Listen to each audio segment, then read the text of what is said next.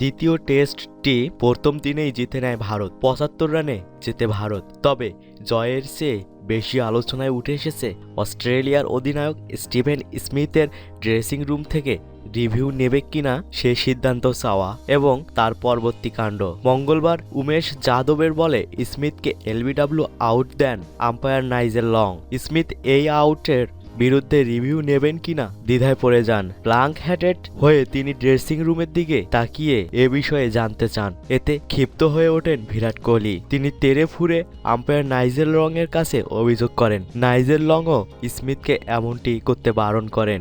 এরপর Smith review না নিয়েই ড্রেসিং রুমের দিকে হাঁটতে শুরু করেন। তবে মাঠে বসে একটি দলের অধিনায়ক হয়ে ডিআরএসের ব্যাপারে ড্রেসিং রুম থেকে সিদ্ধান্ত চাওয়াটা ক্রিকেটের স্পিরিটের পরিপন্থী। অন্যদিকে কোহলি যে আচরণ দেখিয়েছেন সেটা খেলোয়াড় সুলভ ছিল না, বেশ দৃষ্টিকটু ছিল। সে কারণে টেস্ট শেষ হয়ে গেলেও স্মিথ ও কোহলির আচরণ নিয়ে সমালোচনা চলছিল। কেউ কেউ শাস্তিরও আশঙ্কা করলেও বুধবার বিশ্ব ক্রিকেটের নিয়ন্ত্রক সংস্থা আইসিসি এক বিবৃতি দিয়ে সেই আলোচনা সমালোচনা থামিয়ে দেন।